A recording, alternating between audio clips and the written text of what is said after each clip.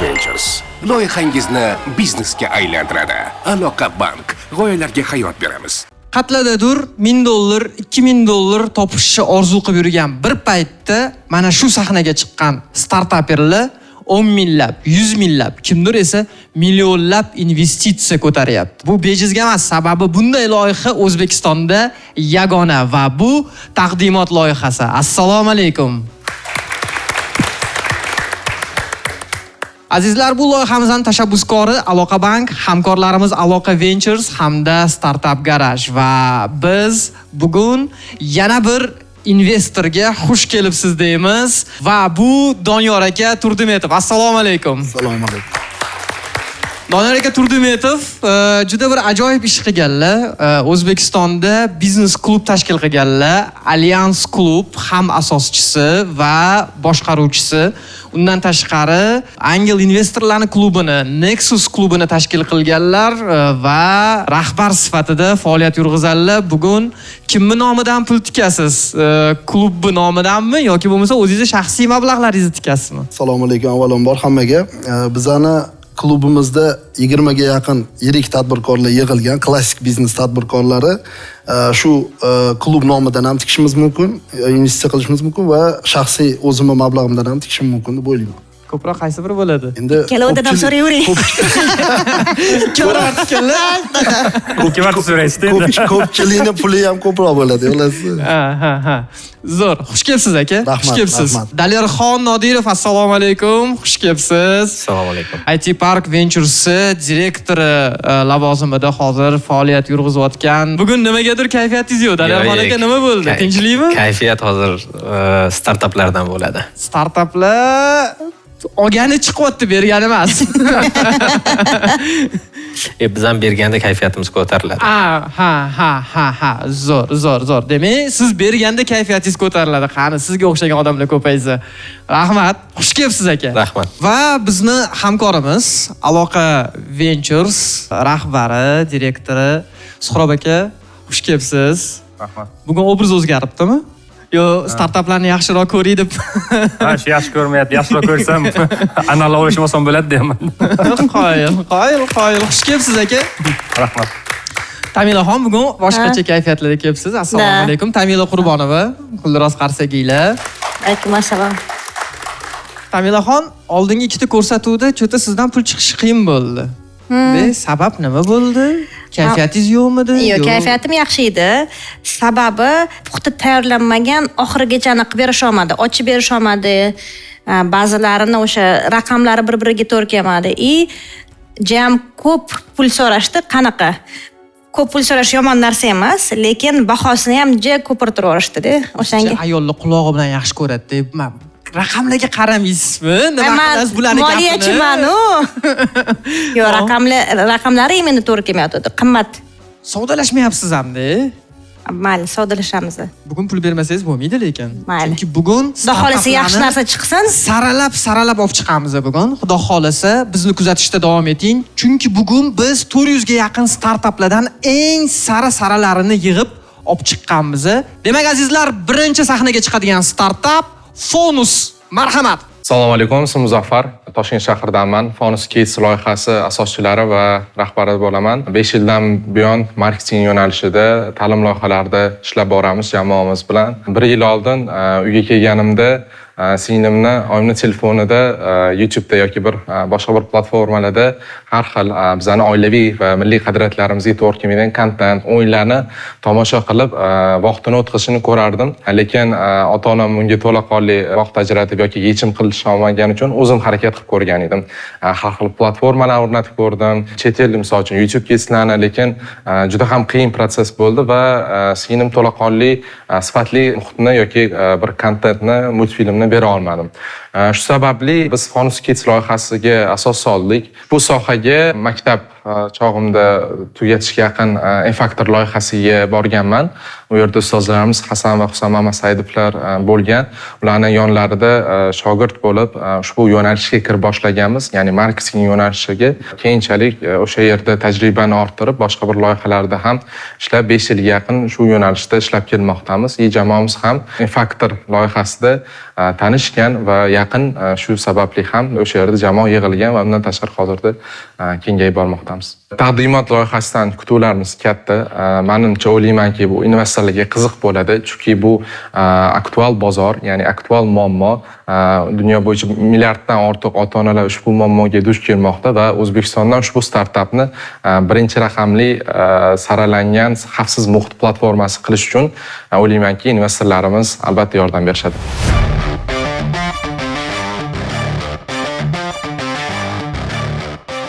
Assalomu alaykum hurmatli investorlar. Ismim Muzaffar, Fonus Kids asoschisi va CEOsi bo'laman. Keling, bugun kelajagimiz, ya'ni bolalar haqida gaplashamiz. Bundan 2 yil oldin uyga kelganimda kichkina singlimni oyimning telefonida har xil kontentlarni, videoroliklarni, o'yinlarni o'ynashini ko'rardim. Lekin bu bizning oilaviy va umumiy madaniy qadriyatlarimizga afsuski to'g'ri kelmas edi. Bu esa hozirgi kunda global muammoga aylanib bordi. Muammoni Fonus Kids loyihasi yechim bermoqda. Bu yerda biz filtrlangan kontentlarni taqdim etamiz. Bu bizning ekspertlar tomonidan har bir kontent milliy qadriyatlarimiz va oilaviy qadriyatlarga mos filtrlanadi. Bundan tashqari biz ota-onalar uchun alohida dashbord va video kurslar taqdim etamiz. U yerda ota-onalar bolalarning ma'lumotlarini kuzatishi, ularning o'sishi va qanaqa kontentlarni ko'rishini nazorat qilishi va ma'lumotlar olishi mumkin. Bundan tashqari biz Zuzu AI'miz edtech yo'nalishida bolalarga har xil ma'lumotlar, darsliklarni o'rgatib boradi. Va bundan tashqari gamifikatsiya, ya'ni rivojlantiruvchi o'yinlarimiz mavjud. Demak, diyor tushunishim bo'yicha bu YouTube'ga alternativa sizlarning loyihangiz, to'g'rimi? Shunaqa, aynan YouTube'da 6 yoshgacha, uzoq 10 yoshgacha bo'lgan yosh bolalar uchun alternativa desa bo'ladi. Hozirgi kunda ilovamiz ishlamoqda. Bolajonlarimiz sevib multfilm va kontentlarni tomosha qilishmoqda. Bundan tashqari biz ota-onalar bo'limida har bir bolaning individual datalarini rekomendatsiya, ya'ni filtrlangan holatda ularga AI orqali bermoqdamiz va ota-ona bolasining qaysi yo'nalishda ketayotgani, nimalarni o'rganayotganini kuzatishi mumkin va ota-onalar maxsus darsliklarimiz mavjud. Hozirgi kunda O'zbekistonda faxrlanib ayta olamiz, birinchi bu yo'nalishda faoliyat ko'rsatmoqdamiz va boshlaganmiz. Bunda bizni 65 mingta aktiv oilalar hamroh bo'lib loyihamizni ishlatishmoqda. Bundan 1300 ga yaqini bu premium foydalanuvchilarimiz. Bular bizga $3000 hozirgi kunda MRR va umumiy 8000 dan oshiq daromadni berishmoqda. Bundan oldin biz 10 ming yonimizdan shaxsiy sarmoya va 25 ming IT parkdan investitsiya olganmiz. Har bir loyihaning o'zi yuzi bo'ladi. Mana sizlarning bu loyihalarda hozir mana Muzaffar chiqib tushuntirib beryaptilar. Hamma funksiyalarni qanday ishlashini bu ilova. Sizga ozgina alam qilmayaptimi bu? Chunki ular chiqyaptilar, demak investorlar ham ularni ko'rishadi, ularni ertaga tanishadi. Siz esa shunchaki kadr ortidasiz, qaysidir ma'noda. Yo'q, bu taraflama muammo yo'q. Chunki meni pozitsiya ham bu yerda moliya va operatsionkada, bu birinchi navbatda, ko'proq kommersiya partnerliklarda ishlayman men. Siz jiddiyroq joylarga borasiz. Shunaqa desa ham bo'ladi. No, aslida media sifatida ilovamizning baribir asosiy founderi Muzaffar hisoblanadilar. Biz co-founder qo'shilganmiz. Ushbu sabab taqdim qilishadi baribir katta investorlarda Muzaffar o'zlari bo'ladilar. Tushunarli. Biznes modelimiz sodda, ya'ni obuna modeliga asoslangan. 20 minglik 19900 so'mdan boshlab 400 mingga bo'lgan chek qadar ota-onalar obunani sotib platformadan to'laqonli foydalanishlari mumkin. Bundan tashqari bizda bog'chalar va maktabgacha ta'lim bilan hamkorliklar yo'lga qo'yilmoqda va premium yuzerlarimiz uchun saralangan reklamalar bolalar uchun taqdim etiladi. Jamoamiz bundan 5 yil yaqin ta'lim loyihalarida, mashhur Infactor va boshqa bir loyihalarda tajribaga ega. Men shaxsiy tajribam ko'proq marketing yo'nalishida, undan tashqari co-founderlarim sotuv va IT taraflama tajribaga ega. Loyiha ortida mahalliy va chet UAE bozorida tajribaga ega bo'lgan bizning maslahatchilarimiz turmoqda va undan tashqari bizni alohida ekspertlar kengashimiz mavjud. Ular pedagogik va boshqa taraflama bizga yordam berishadi. Hozirgi kunda biz pre-seed raundida $100,000 AQSh investitsiya jalb qilmoqdamiz. Bundan oldin aytib o'tgandek sarmoya olingan. Bu bizga 500 million foydalanuvchini taqdim etadi. Ulardan bizga 20 mingga bu premium foydalanuvchilar, bu MRR oylik daromad 30 mingga chiqishga yordam beradi. Keling, kelajagimiz uchun bugun sarmoya kiritamiz. Hammaga rahmat, takliflarni ochiqmiz. Nimaga biz bilmaymiz? Bizning ham bolalarimiz bor. Marketolog ekansiz, nimaga bizgacha yetib kelmagansizlar? Bu birinchi yo'nalish bo'lgani uchun loyiha O'zbekistonda biz hozir harakat qilamiz. Bu yangi bozor bo'lgan bilan ham sal qiyin bo'lyapti. Mana hozir televizorda ko'pchilik ota-onalar kuzatadi. Bemalol Fonus Kids deb hamma platformalarda yuklab olsanglar bo'ladi. Ya'ni televizorda ham qo'shimcha bor. Ya'ni kimdirlar bolamga telefon bermaysa, bemalol televizorda qo'yib berishlari mumkin. Ya'ni ko'zga zarari u taraflama yechim qilganmiz, xudo xolasa.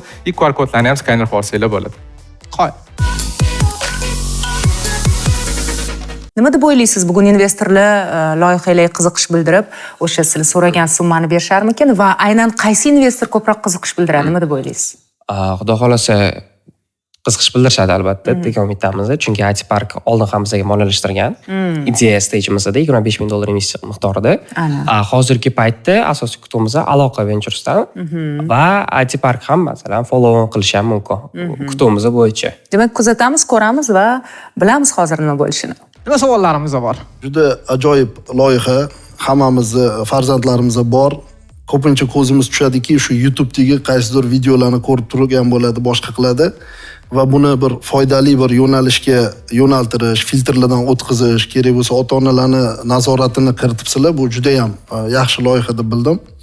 O'shanga hozir bu loyihani keyin yana bir narsani so'ramoqchiman. Hozir O'zbekistonda bilasiz, mana ingliz tili trendda hozir.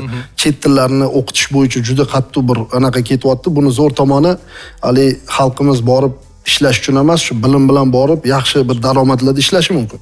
Ya'ni sizlarni kontentlar chet tillarda ham bormi yo hozircha o'zbek tilidan faqat?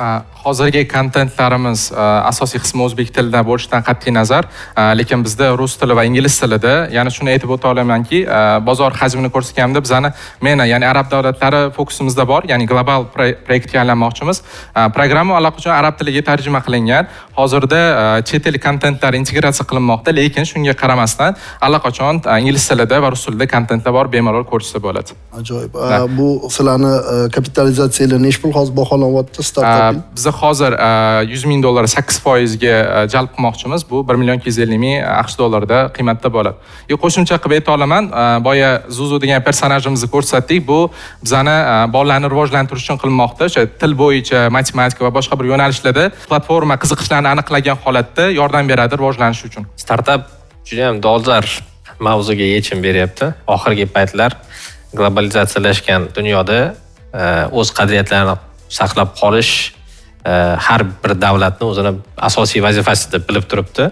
Bu nafaqat O'zbekiston, balki yaqin atrofdagi qo'shni davlatlar ham, ana siz aytgan o'sha ya'ni arab davlatlar ham shu narsaga duch kelyapti har kun. Tez kengayishi mumkin agar yaxshi yondashuv bo'lsa. IT Park Ventures kirgandan bildik o'zi. Savollaringiz bormi hozir? Biz eng boshida qo'llab-quvvatlaganmiz, chunki bolalarni ko'rganmiz, juda ham ishtiyoqi zo'r, to'g'ri yo'nalishni tanlashgan. Endi shu temp bilan yana davom etishsa, juda ham katta nimalarni zabt etish mumkin. Bo'ldi, meni savolim bor bo'lmasam, hozir bergan sarmoyalarga bularni o'sgan natijalari sizlarni qoniqtiryaptimi? Bizani qoniqtiryapti. O'shaning uchun biz ham demak, hozir pul tiksak bo'ladi, yana o'sadigan bolalar, to'g'rimi? Yo'q, biz hozir tikadigan paytda emasmiz. Biz boshqa investorlarga xos tavsiya qilishimiz mumkin. Lekin agar boshqa investorlar kirishsa, biz ham ozroq chek bilan kirishimiz mumkin mana shu raundda. Aloqa Ventures, Suhrob G'aybullayev. Bir qaraganda haqiqatan aktual muammo. Menda bir ikkita savollar bor.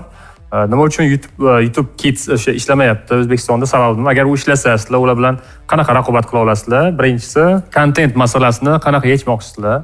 Hozir misol uchun bilishim bo'yicha sizlarda kontent baribir chegaralangan. Uni qanaqa ko'paytirmoqchisiz? Keyinchalik qanaqa modelda ishlamoqchisiz? Tushunarli. Birinchi savolga javob tariqasida hozir kunda YouTube Kids ishlamaydi, faqat YouTube ishlatadi bolalar. YouTube Kids bozorga kirmagan. Agar kirgan taqdirda ham biz buni arab davlatlarida ham test qilib gaplashib ko'rdik. Umumiy filtr tizimi bor ularda, ya'ni ular ya'ni mahalliy bozorga adaptatsiya, ya'ni moslashtirilmaydi.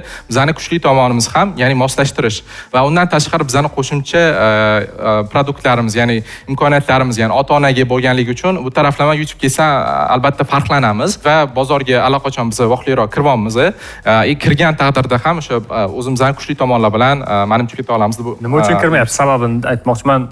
bu kirmaganligi bozor qiziq emas, kichik bozor deb kirmayaptimi O'zbekiston menimcha qonuniy qiziq emas. cheklov bormi? Mana bu personallashtirishda yoki danlalarni saqlash bilan bog'liq muammolar uchun kirmaganmi demoqchi. Qonunda menimcha katta ehtimol bilan bo'lishi kerak, chunki bolalar ma'lumotlari bo'lgani uchun, mana misol uchun hozir YouTube'da ham monetizatsiya ishlamaydi, lekin YouTube Kids hali umuman misol uchun VPN orqali nimadir qilib o'tkazsanglar bo'ladi, O'zbekistonda taqiqlangan hali. Ikkinchi savol bu content masalasi. Bizning yo'nalishimiz shu global bozordagi Netflixga o'xshatsak bo'ladi. Netflix ham boshlang'ich bosqichda o'zi content qilmagan, ya'ni bor contentni platforma yaratgan holatda sotgan. Biz faqatgina content ustida qurmaganmiz platformani, bu xavfsiz muhit. Hozir biz mana bolalarga contentdan ham yana qo'shimcha qiziqarli bu gamifikatsiya, ya'ni o'yinlar. Biz uni o'zi qilmoqdamiz. Bu taraflama farqli tomoni bo'ladi. Qo'shimcha bizda o'zimizning personajlar bor. Ular albatta hozir AI orqali sekin-asta contentga aylantirilmoqda va integratsiya bo'ladi.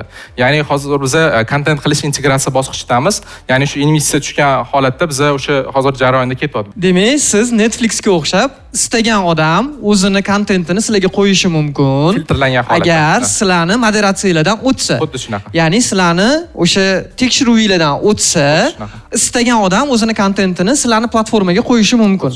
Yoki bo'lmasam sizlar o'zingizlar xohlagan kontentinglarni Instagramdan, YouTubedan, TikTokdan olib sizlarga to'g'ri keladiganlarni joylashtirasizlar. Shunaqa, shunga o'xshash bo'ladi. Biz open source, ya'ni ochiq ma'lumotlarni olishimiz mumkin, lekin kontent yaratuvchi bilan baribir gaplashiladi. Ha, tushunarli. Mualliflik huquqlari asosida. Bizda har bir kontent mualliflik huquqi bor, ya'ni biz o'g'irlab yoki boshqa bir ma'lumotlarni qo'ymaymiz. Javobdan qoniqdingizmi? Ha, bo'ladi, tushunarli. Tamila Qurbonova, ona sifatida nima deysiz? Hozir men skachat qildim приложениeni, faqat 13 yoshgacha ekan. Yo 12 yoshgacha ekan. Nega faqat 12 yoshgacha? Bu birinchi savol. Ikkinchidan hozir YouTube Kids gapirdingiz, YouTube monetizatsiya ishlamayapti. O'zbekistonga уже ruxsat berildi YouTube monetizatsiya jarayonida. Menimcha YouTube Kids kirib kelishiga raqobatdan aniq qilgan bo'lardim, ya'ni qo'rqgan bo'lardim. O'zi bilamiz, O'zbekistonda o'zbek multfilmlari kam, o'shanga boshqa joylardan kontent olsanglar yaxshiroq. Yana bitta sizlarga taklifim, bitta narsa haqida o'ylab ko'rsanglar bo'ladi. Endi men o'zim ayta olaman, ona sifatida meni bolalarim Dubayda tug'ilgan, Dubayda yashashgan, uyda ingliz tilida gaplashamiz. O'zbek tili o'rganish muammosi bor. Va bu nafaqatgina xorijdagi o'zbeklarda, balki Toshkentning o'zida juda ham ko'plarda shunaqa muammo bor. Xorijda undan ham ko'proq. Masalan, men kitob olganda har doim rus tilida, o'zbek tilida kitob sota olaman deb, birinchi rus tilida o'qiymiz, keyin o'zbek tilida o'shani o'qiymiz. Shunda o'zbek tilini o'rganishga. Shu bitta sizlar uchun nima deydi, fishka bo'lishi mumkin. Masalan, Amerikada juda ham ko'plar shunaqa muammosi bor, o'zbek tilini yaxshi o'rgatishga bolalariga. Shunga qarasangiz bo'ladi. YouTube Kids masalasida bitta oydinlik kiritib ketaylik. Ota-onalarga bog'liq bolani telefoniga nima skachat qilib berishi, nimani yuklab olishini ota-onalar hal qiladi. Ko'pchilik hozir bolalarini telefoniga chegaralovchi programmalar qo'yib qo'ygan. Xohlagan narsasini bola yuklab ola olmaydi va nimani yuklashi 10 yoshgacha bo'lgan bolalarga ota-onalar hal qilyapti hozir. Agar biz hozir bozorga to'g'ri kirib keladigan bo'lsak, YouTube Kidsda baribir har xil narsalar bor. Ani krokodillar bir narsa to'g'ri degan anaqalar, mana shunaqa narsalar, Minecraftlar, hammasi o'zi yosh bolalarning kontenti, bunda olib qarasa. Lekin bizani qadriyatlarga to'g'ri kelmaydi. Shu narsani tushungan ota-onalar baribir bizani o'zimizning mahsulotni bolalarga yuklab beradi deb o'ylayman. Kelinglar, hozir hal qilamiz. Mana shu so'ralgan investitsiyani kiritamizmi yoki yo'q? IT Parkdan qanaqa otsyenkadan olgansizlar? Qanaqa bahoda? 440 ming otsyenkada MVP bosqichida olganmiz. Exit kimda qilmoqchisiz o'zir? Exit kimga qilmoqchisiz? Bizning exit strategiyamiz bu arab davlatlari. Biz allaqachon ular bilan gaplashganimizda qiziqishni ko'rganmiz va hozirda o'sha aytib o'tgandek adaptatsiya, ya'ni tayyorlanish etapidamiz. Arab davlatlariga kirish va exitni biz o'sha yerda ko'ryapmiz. Arab davlatlarida yo'qmi raqobatchilaringlar?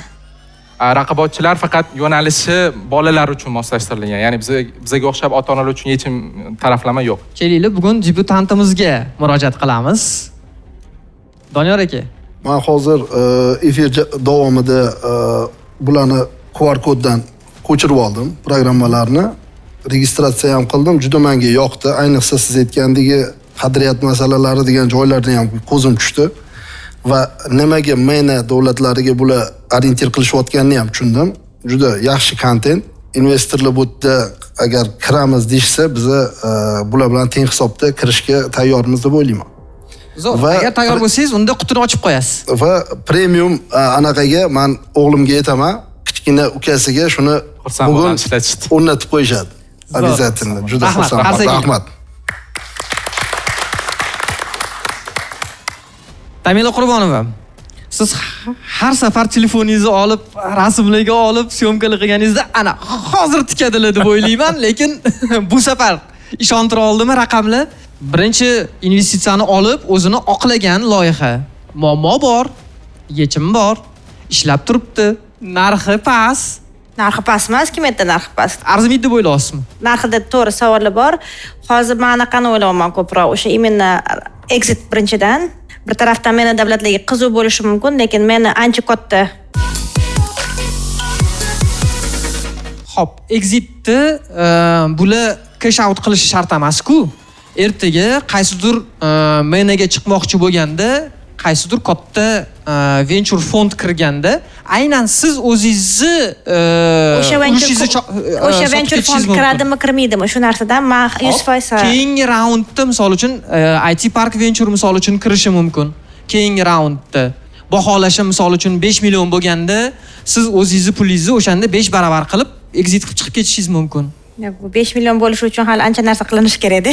Yo'q, agar hozir savollaringizga alohida yana javob bera olamiz.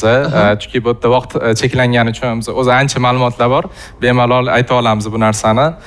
Kelayotgan savollarga yoki bir imkoniyatlarni ochiq-oydin ko'rsatib berishimiz mumkin. hal qilamiz. Ochamiz yoki chetga qo'yamiz. Siz nima qilasiz? Bizga Men qiziq. ikkilanib turibman. Qiziq. Qiziq. Qiziqmi? Bahochi baho. Bahoni kelishamiz. Bahoni Bahoni agar bahoni Bahoni- yaxshilab kelishsak, full time ishlayapsizlarmi hozir? Qanaqa fokus shundami hammasi? Mani va shaxsan co-founderlarim hammasi full time da ishlaydi. Jamoamizda full time 10 ga yaqin, undan tashqari outsource yana 5 dan ortiq jamoadoshlarimiz bor. Biz $20,000 beramiz birinchi bosqichda. Aha.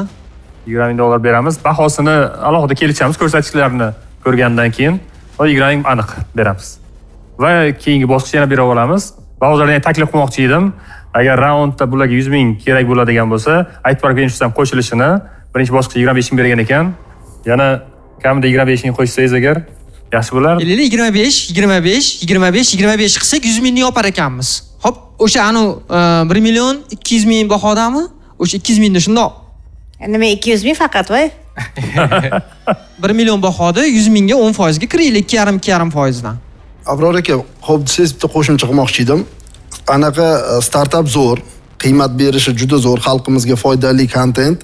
Faqat startaperlarga men bitta maslahat bermoqchimanki, ba'zi birda juda katta narx qo'yib yuborishadiki, o'sha katta qo'yilgan narx investorlar kirib kelishini to'sib, ba'zida startaplarni sekinlashtirib qo'yadi.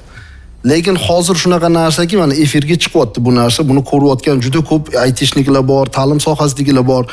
Buni biz 100 mingga qilib beramiz degan narsalar ham bo'lib qolishi mumkin-da. O'sha ma'noda Tamila ham to'g'ri aytibdilar. Narxini bitta mana Suhrobaga ham aytdilar, narxi bitta ko'rib, optimalniy anaqani ko'rib, maqsad proyekt yurib ketsin. O'shanga turtki bo'ladigan bir anaqa bo'lishi kerak. Doniyor aka, Jon aka. Hozir loyiha qilish umuman muammo emas.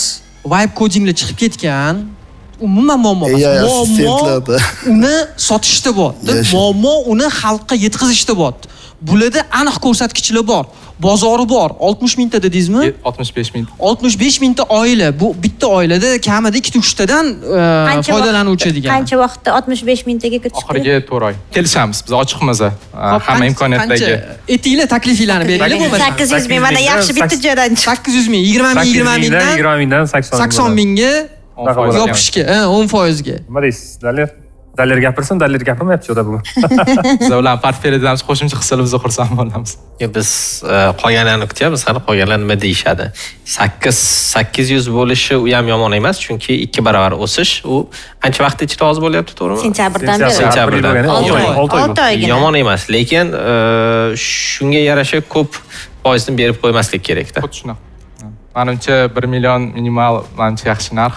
O'sishimizni ko'rsanglar biz xursand bo'lamiz. O'ziga yoki KPI asosida bersa bo'ladi. Bunga ham yana tayyormiz. taklif. KPI asosida bersa bo'ladi. Beringlar bo'lmasam.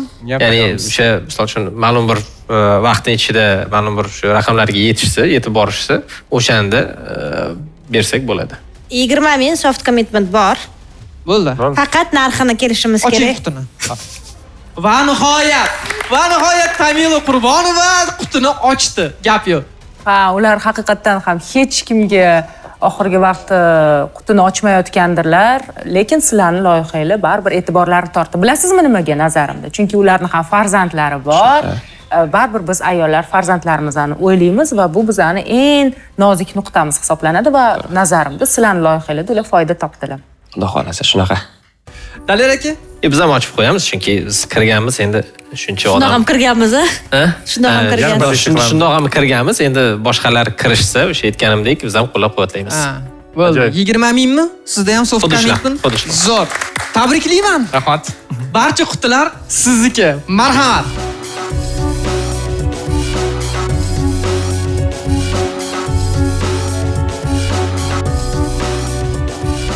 Ota-onalarni, bolalarni nazorat qilishi uchun zo'r yechim va qadriyatlarimizni saqlab qolish uchun zo'r yechim. Keling. Tabriklayman sizlarni. Hamma qutini ochdi. Bu degani haqiqatdan ham loyihalar muhim darajada. Biz sizni tabriklaymiz. Albatta, hozir endi o'zlari ham keladi. Muzaffarning ham fikrlarini bir o'rganamiz. Rahmat kattakon. Rahmat kattakon sizlarga ham.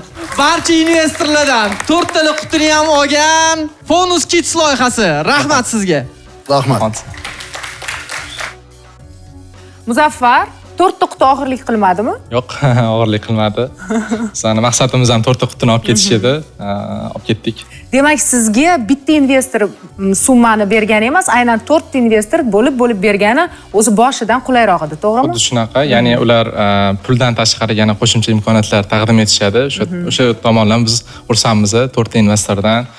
4 xil maslahat, 4 xil imkoniyatda. To'g'ri aytasiz. Biz esa siz uchun juda ham xursandmiz. Haqiqatan ham bugungi ko'rsatuvimiz juda ham chiroyli boshlandi nazarimda va kerakli nuqtadan boshlandi. Sizga esa omad tilaymiz va albatta loyihangizga rivoj. Rahmat. Kim yoshligida qishloq xo'jaligi ishlari bilan shug'ullangan? Shug'ullanganmiz.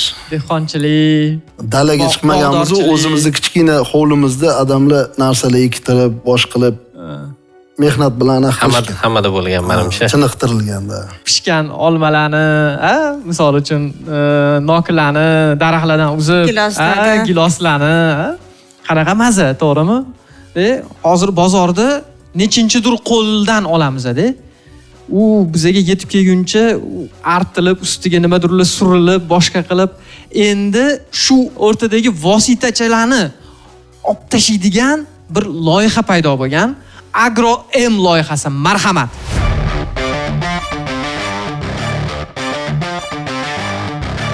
Assalomu alaykum. Behruz Karimovman, Agro M loyihasi asoschisi. Startap sohasiga yoshligimdan qiziqaman. Qiziqroq bo'lgan ishlarni qilishga harakat qilardim. Imkon boricha tashabbus qilib, ko'pchilik bunaqa bosh og'riq qilib nima qilasan, tinchgina o'qib yursang bo'ladi, o'zing ishni qilsang bo'ladi degan gaplarni aytardi. Bir qancha loyihalar ishlab chiqdim. Turizm sohasi bo'yicha 6 yil faoliyat yuritib, mahalliy va xorijiy sayyohlarga xizmat ko'rsatdim va o'zim tajribamni oshirdim. Davlat korxonalariga ishga kirgandan so'ng bir qancha g'oyalar kelib boshladi. Qishloq xo'jaligi sohasi bo'yicha mahsulotlarni O'zbekistonga eksport qilish va ularni import qilish masalalari bo'yicha va ko'plab muammolarga duch keldim. Bu muammolarni o'rgangan holatda jamoamiz bilan Agroim loyihasini ishlab chiqdik. Loyihaga investitsiya jalb qiladigan bo'lsak, biz yaqin 3 yil ichida 8 ta davlatda o'zimizni bozorimizga ega bo'lishni reja qilganmiz. Faqatgina bu yerda biz faqat oldi-sotdi emas, keyinchalik boshqa shu qishloq xo'jaligi sohasiga doir bo'lgan barcha sohalarni qamrab olishni rejalashtirganmiz. O'ylaymanki, investorlar loyihamizga qiziqish bildiradi va investitsiya kiritadilar.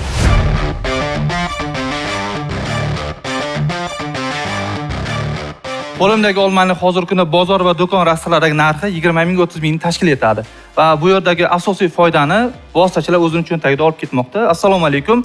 Behruz Karimovman, Agroim loyihasi asoschisi. Hozirgi kunda qishloq xo'jaligi sohasida yetishtirilgan mahsulotlarning 100% bo'ladigan bo'lsak, bu yoqda 70%ni vositachilar tomonidan o'zlariga daromad sifatida olmoqda va bu yoqda 30%gina foydani ushbu mahsulotni yetishtirgan fermer dehqonlarga to'g'ri kelmoqda. Bu juda ham katta muammo hisoblanadi. Fermer dehqonlar o'zini mahsulotini sotish uchun to'g'ridan to'g'ri vositachilarga bog'lanib qolgan va narxlarni sun'iy ravishda tushirish va oshirishni vositachilar hal qilmoqda va biz bu muammoni yechish uchun o'zimizning loyihamizni ishlab chiqdik. Agroim loyihasi Biz hozirgi kunda loyihamiz web platforma hamda Telegram bot shaklida ishlayapti. Web platforma orqali katta shu mahsulotlarni sotib oluvchi korxona va bozorlar o'zlari mahsulotlarni buyurtma qilish mumkin bo'ladi va biz fermerlar uchun juda ham qulaylik yaratish maqsadida Telegram bot ishlab chiqdik. O'z mahsulotlarini kiritish uchun ma'lumotlarni o'zi rasmga tushiradi va o'zi kerakli bo'lgan savollarga javob bergan holatda ma'lumotlarni kiritadi va biz sun'iy intellektni integratsiya qilgan holatda rasmlarda ham biroz ishlov berib va yozuvlarga ham biroz ishlov berib tayyor platformaga chiqaramiz. Nima deb o'ylaysiz? Ularni nima ikkilantiryapti o'zi ko'proq? Endi menimcha bu O'zbekistonda birinchi unaqa qishloq xo'jaligini avtomatlashtirishga aynan marketplace yo'nalishida avtomatlashtirayotgan birinchi loyiha. Shuning uchun baribir birinchi marta eshitayotganlari uchun ikkilanib turishgan bo'lishlari mumkin, lekin xudo xolasa investitsiya kiritishadi deb o'ylayman. Hozir ko'ramiz. Hozir o'ylab turishibdi, ancha nimalarnidir mana yozib ham olishyapti. Hozir ko'ramiz endi nima qarorga kelishar ekan. Sotib olmoqchi bo'lgan eksportyorlar yoki katta korxonalar, qayta ishlovchi korxonalar o'zlarining mahsulotlari, o'zlari uchun kerak bo'lgan mahsulotlarni turiga qarab va vaqtiga qarab bu yerdan buyurtma qilish va sotib olish mumkin bo'ladi.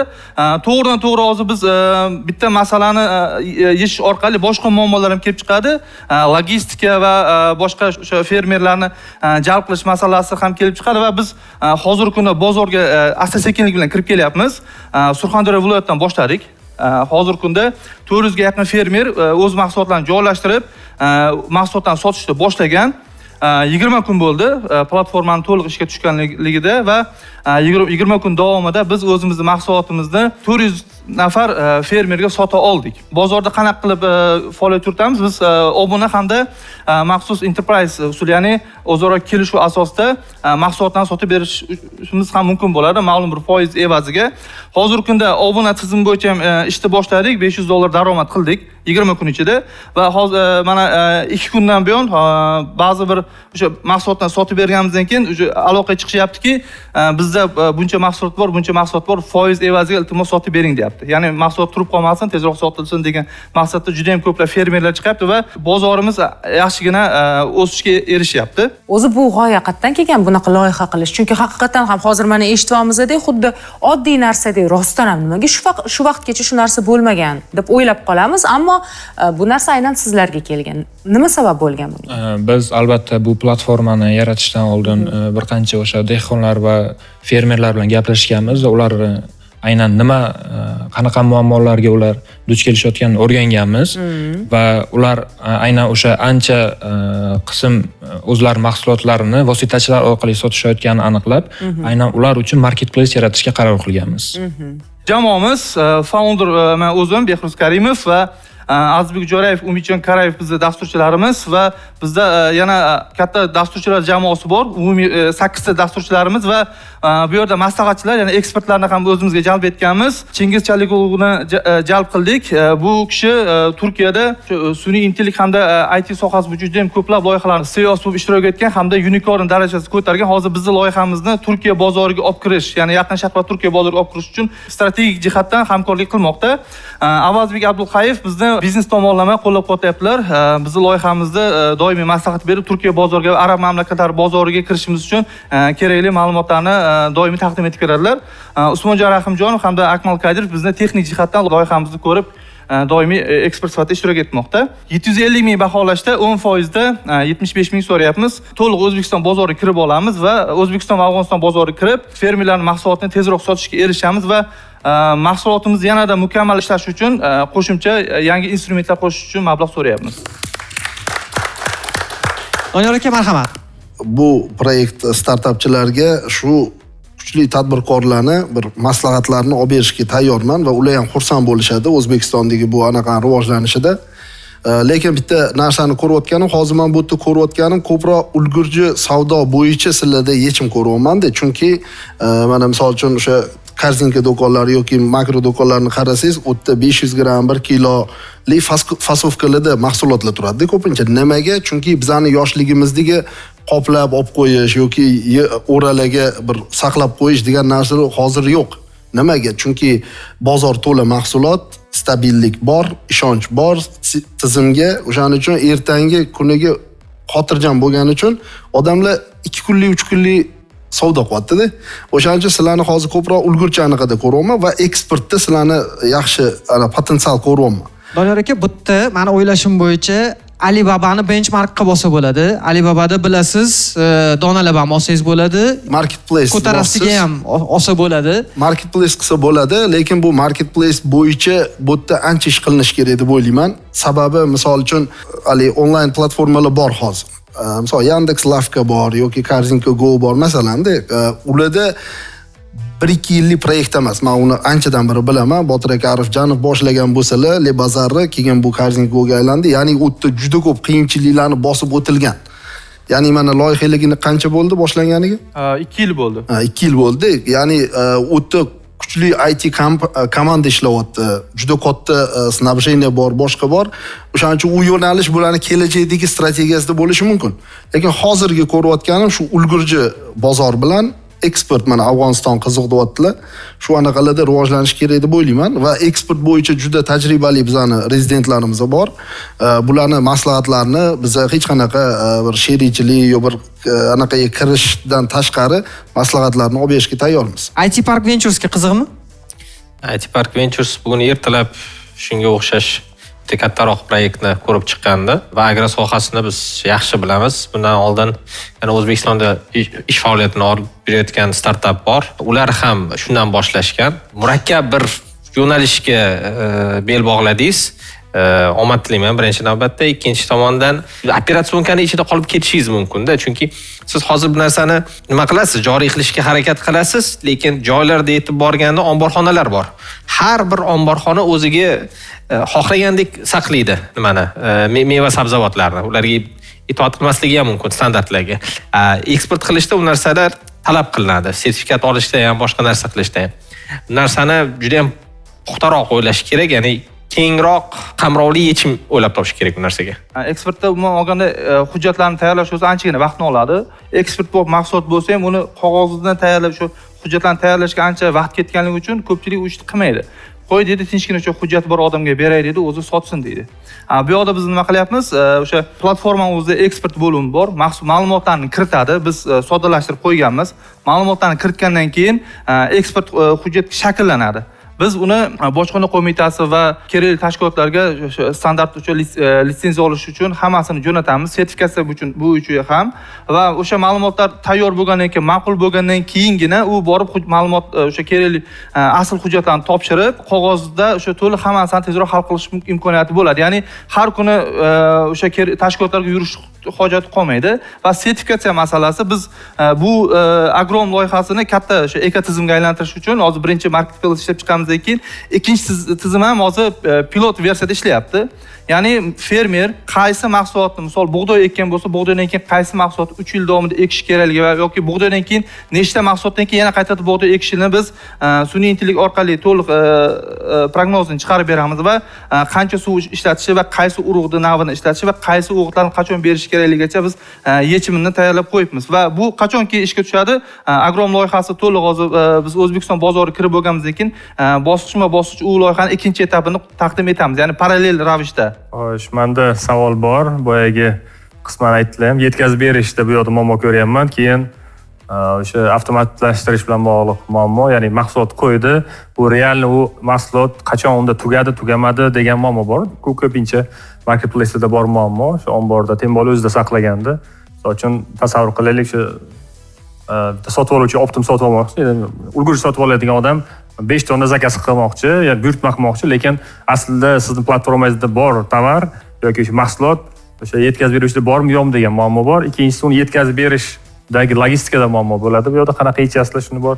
Keyin uchinchi men ko'rayotgan masala, siz hozirgi etapda, hozirgi bosqichda $5 olyapsiz. Bu $5 juda kam va siz 100 ta odamda sotib $5 olsangiz, bu sizni bitta xodimimizni ish haqisini ham qoplamasligi mumkin. Qanaqa monetizatsiya qilmoqchisizlar kelajakda? Logistika masalasini hozir biz o'zimizda Surxondaryoda ishlab turgan logistik startapi bor, undan foydalanyapmiz va O'zbekistondagi boshqa o'sha hududlardagi maxsus o'sha startaplar bilan biz to'g'ridan to'g'ri integratsiya qilmoqchimiz. Ya'ni har bir hududda biz qanaqa mahsulot olmoqchi bo'lsak, Jizzaxdan yoki Sirdaryodan biz o'zimizga qovun yo tarvuz olib ketadigan bo'lsak, o'sha yoqda o'zidan transportni buyurtma qilinadi va logistika nisbatan arzonroq tushadi. Ya'ni o'zi bilan transport olib borgandan ko'ra o'sha yerda o'zidan transportni olib mahsulot olib borgan qulayroq tushadi. Ikkinchisi narx bo'yicha $5 nimaga kam? Narx masalasi bu minimum qo'yilgan hozir. Bu faqatgina biz subscription tizimida emas, balki o'rtada foiz masalasi ham bor. Ya'ni mahsulotlarni tezroq sotib berish masalalarini taklif etadigan bo'lsa fermerlar, biz o'sha mahsulotni biz kerakli katta korxonalarga chiqib, aloqaga chiqqan holatda mahsulotni tezroq sotib berishimiz mumkin bo'ladi. O'rtada ma'lum bir foizga, minimum 10% ga kiramiz. 10% kirasiz, o'zlari sotuvchilarga so'rasizlar, call center qilasizlar. O'zimiz call centerimiz bor, hozir shakllantirganmiz. Shu call center orqali to'liq sotishni boshlaganmiz. Uni keyin startap kengaytirib bo'lmaydi. Aslida kengaytirish qiyin qoladi. To'g'ri, men misol uchun oxirgi payt internetda ko'rdim, misol uchun piyoz muammosi bo'lyapti. Mavsumga har yil mavsumda dehqonlarda muammo bor. Shunchalik darajada narx tushib ketar ekanki, uni yig'ib olishga xarajatni ham qoplamaydigan darajada. Tarvuz muammosi bo'ladi bir. Tarvuzni shunday berib yuborishadi. Yaqinda piyoz muammosi bo'ldi. Molga berib yuborishdi. Undan ko'ra kovlab olib sotgandan ko'ra prosta voz kechish osonroq bo'lib qoldi deganda. Lekin haqiqatan o'sha dehqonlarning og'riqli muammosi hozir bular yecha oladi deb men ishonmayman to'g'risi. Unda olib qarasangiz, agro mamlakatimiz, bozor katta bo'lishi kerak, lekin raqamlarni ko'rsatganingizda 6 million ko'rsatdingiz-da. Birinchi bosqichda shu yilni o'zida imkon qadar shu bozorga to'liq egallamoqchimiz. Xudo xolasa. Menimcha o'sha narsani agar fokus bilan ishlasangiz, ko'p narsaga srazu bitta vaqtda qo'l urmasangiz, balki xudo xolasa yetisharsiz. Lekin hozir $500 bilan 6 million juda ham katta farq. Juda katta farq, to'g'ri. Juda ham katta farq. 6 million endi bu startap emas, tushuntira oldimmi? Men uchun xafa bo'lmayman, lekin masalan men sizga investor tarafdan aytaman. To'g'ri, Abrorbek hozir aytayotdilar, biz yordam berishimiz kerak. Bu yordamsiz bo'lmaydi. Lekin biz kichkina odammiz, yordam beradigan organlar ancha kattaroq. Kerak bo'lsa, nima deydi, o'sha hammamiz bu yerda o'tirganlar o'zimizning tanishlarimiz bilan anaqa nima deydi, connect qilib yordam bersak bo'ladi. Unaqa yordam yaxshiroq bo'ladi menimcha. Juda ko'p katta bo'lib ketgan loyihalar boshida imkonsiz bo'lib tuyulgan odamlarga. O'shaning uchun ham unga ishongan investorlar keyinchalik baraka topgan. Hozir ham ko'rib turganimizdek juda qiyin narsa. Bu nima degani? Bu bilan uncha odam shug'ullanmaydi degani. Agar biz hozir bularga imkon bersak, agar o'xshab qolsa-chi degan savol bor-da. O'xshamasa-chi degan savolni ko'pchilik beradi, lekin o'xshab qolsa-chi degan savolni hozir biz berishimiz kerak o'zimizga va hozir hal qilishimiz kerak. Bu loyihaga biz investitsiya kiritamizmi yoki yo'q? Abror aka, men shu sohani bir necha 10 yillab shug'ullangan tadbirkorlar bilan uchrashtirib qo'yishim mumkin. Uchrashtirishga qo'limizdan keladi. Maqsadimiz shu O'zbekistonning qishloq xo'jaligini rivojlanishi uchun bir biz tomonidan qilinadigan anaqa bo'ladi deb o'ylayman. Zo'r, rahmat. Men ham tanishtiradigan odamlarni tanishtirishim mumkin, lekin bu sohada men hozir meni hayolimga kelyapti. Restoranniy biznes bor. Juda ham murakkab, bilasizmi? Pul bersam o'tga kirmayman. Chunki o'ta murakkab biznes. Bu yerda ham shunga o'xshash narsa bo'lyapti. Agar sizlar bu loyihani qanchadir kelajagini ko'rayotgan bo'lsanglar, ozgina o'sha chirog'ini ko'rayotgan bo'lsanglar ham imkon beringlar deyapman. Mayli, u so'ragan summada bo'lmasa ham, boshqa summada bo'lsa ham imkoniyat beringlar deyapman. Marhamat, IT Park Ventures. Aytganimdek, soha murakkab. Bu sohada tizim kerak, tizimni yaratish uchun katta kuch kerak. Bu katta kuch bularda hozir yo'q. Agar katta kuchni jalb qilishsa, biznes modelni o'zgartirib, ishontirishsa keyinchalik, hozir emas, keyinchalik o'shanda bizga qiziq bo'ladi. Hozircha chetga olib qo'yamiz. Aloqa Ventures, Suhrob aka. Biz ham hozirgi bosqichda qo'llab-quvvatlay olmaymiz. Chunki bizni qo'llab-quvvatlashimiz bilan loyiha zo'r yurib ketmaydi deb ishonaman. Shuning uchun to'g'risini aytsam, o'zi agro sohada startaplar kamda. Kam. Biz mutaxassis emasda, shuning uchun ham balki biz qaror qilolmayotganmiz. Kamligini sababi ham shunda aslida. Agro sohasida chunki ish ko'p-da. Ko'pchilik osongina CRM qilib qo'ysa, shu osongina shu qanaqadir bir IT yechim qilib qo'ysa bo'ldi-da. Bu bolalar mehnat qilaman deyapti-da. Shunga imkoniyat bermayapmiz. Men shunga ozgina xafa bo'laman. Belli baquvvat qilinglar. Faqat to'xtab qolmaylik iltimos sizlardan. Davom etamiz. Va'dami? Va'da. To'xtamaysizlar? Yo'q, to'xtamaymiz. Aniqmi? Aniq. Bo'ldi. Biz sizlarga ishondik. Xalq sizlarga ishondi. Davom etinglar. Endi bu hozir summa berishmagani bu qanaqadir minusmi siz uchun? Rivojingizga qanaqadir ko'proq vaqt ketadimi endi hozir? Pul kerakmidi shunchalik yoki unchalik muhim emasmidi? Kelishingizdan oldin ham mayli pul olsam ham yaxshi, olmasam ham investorlarga o'zimni loyiham ko'rsatganim qoladi dedingizmi? Qanday maqsadda, qanday niyatda keldingiz? Muhim edi. Muhim edi. Biz tezroq kattaroq bozorda egallashimiz uchun marketing yo'nalishida shuning uchun keluvdik. Endi pul olmagan bo'lsak ham biz davom etamiz. Biroz sekinroq bo'lsa ham, o'z mablag'larimiz bilan davom etib loyihani ko'taramiz. Asosiysi ishonch. Biz esa sizga albatta omad tilab qolamiz va keyingi ko'rsatuvlarda kutib qolamiz. Rahmat. Sog' bo'ling. Gohida kimdir bu narsani ko'radi, kimdir ko'ra olmaydi. Kimdir bu narsaga ishonadi, kimdir ishonmaydi, lekin baribir raqamlar gapiradi. O'shaning uchun biz har doim to'xtamasdan o'sha raqamlarning ustida ishlayishimiz kerak deb o'ylayman. Ana o'shandagina biz ishontira olamiz. Azizlar, bizlardan uzoqlashmang. Sizlar bilan Abror Baxtiyorovich bo'ldi. Bu taqdimot loyihasi edi.